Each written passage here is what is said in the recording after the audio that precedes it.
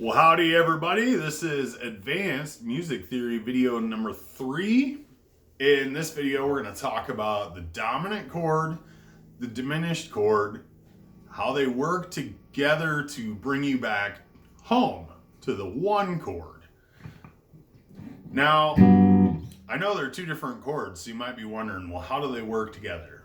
How they work together is that the diminished chord is the top half of the dominant chord when you extend out to the 7th. You may not have thought about that. You may hear when you play, a diminished chord that it wants to go here. Much like the 5 chord wants to go there, wants to go home, back to 1. But you may have never thought about why they both do that. Well, they do that because they're common tone chord for 1, but when you extend the 5 chord out to the 7th, what do you have? You have the 5th scale degree, 7th scale degree, 9th, and then the 11th. Well, 7, 9, and 11 is the chord that you would build off of the 7, which is this chord, the diminished chord. So if you were to change chords from this one to that one, you didn't change a whole lot. You changed one note because this guy's extended out to its 7th as well.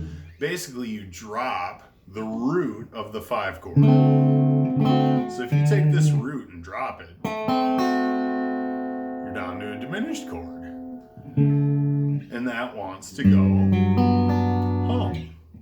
Just like the 5 chord wants to go home, 7 chord wants to go home.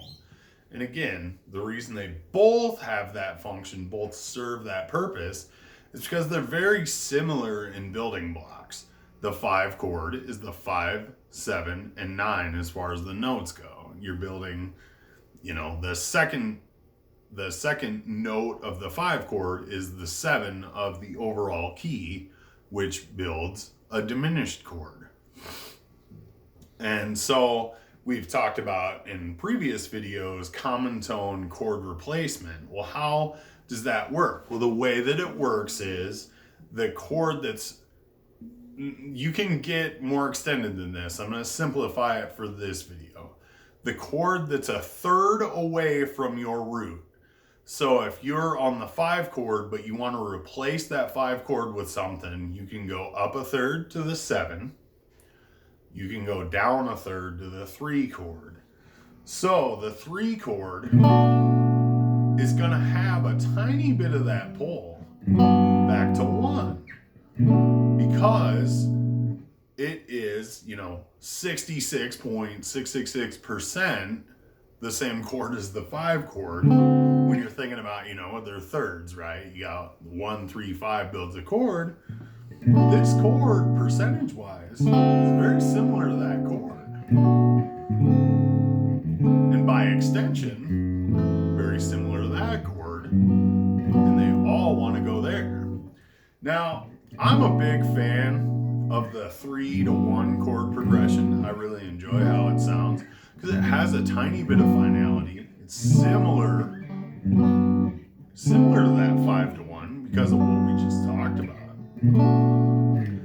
But it's smoother to where you can keep going. It lacks that strong finality of like something starting over or ending. Instead, you can carry on. It wants to go here a little bit, and you can hear it, you can feel that it does. But it doesn't have to. You go down to the augmented, down to the auger, down to the 2, down to another auger, and then 1. Got a little carried away with getting off track. But point being, you have this common tone idea that like, okay, 2/3 of that chord is the same as 2/3 of that one. So they're to some degree interchangeable. Will they be as strong as each other? No. Will the function work the exact same way? Absolutely not. This 5 down to 1 lends quite a bit of finality. It's a good way to end a piece of music. It's a real good way to end a piece of music. 7-1. You can end a piece of music that way, and it works really well, again, because of how 7 is related to 5. However, it's got that gnarly thing going on there to where it lends more dynamically to going somewhere new. It's kind of like a midlife crisis, right? This big thing happening, this big change that has to go somewhere new. And that diminished chord kind of lends a little bit more of that.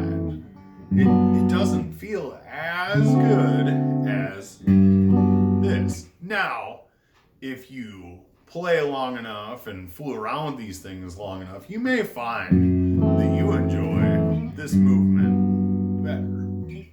And that is awesome. Because that's the whole point, you know, like music theory there are rules, but they're not rules that are like, this is how you have to do it. It's like they're rules to explain why things sound the way they do, why they work the way they do, why they make sense.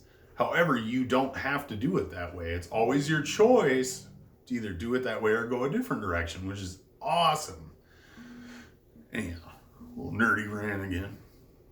Back to the 5 and 7 and how they want to go home.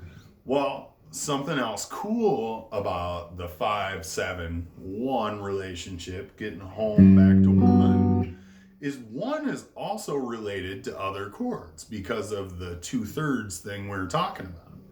So the 1 chord and the 3 chord are pretty closely related. So if you go from 5, this dominant function, to 3, you went home kind of. It feels, it's a tiny bit of finality there, but it's more like a what's next, right? So now, in your typical like 1-4-5 progression, where you're just kind of leaning on the 1, 4, and the 5, you know, we got the 4 here, go up to the 5 there, back to the 1. What happens if instead of coming back around to 1, we go around to 3?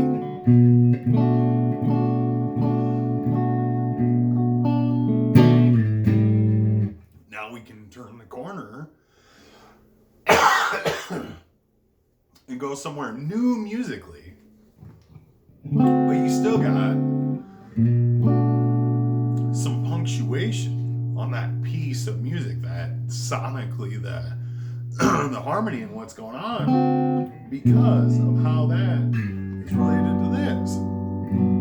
Or go the other way. So if you go down from the 1 chord a third, you know, 1, 8, 7, 6, 1 and 8 are the same thing. And you get this 6 chord. What happens? You're doing 1, 4, 5. But instead of going back to 1, now you go to 6. You hear that 5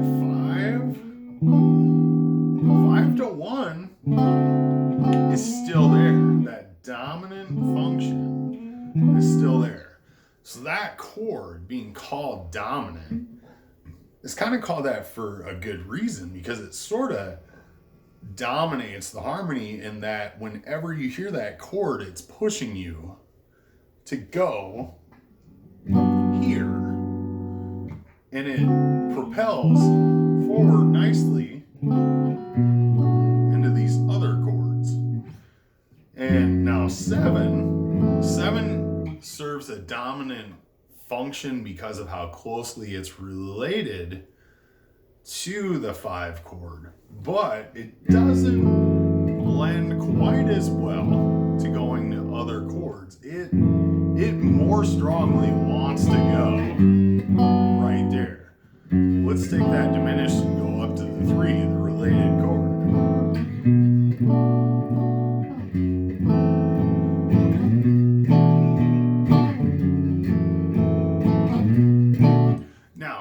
that be useful in a piece of music to kind of take a different direction or fool the listener? Absolutely. But it does not naturally feel like ending up there makes a ton of sense. Whereas,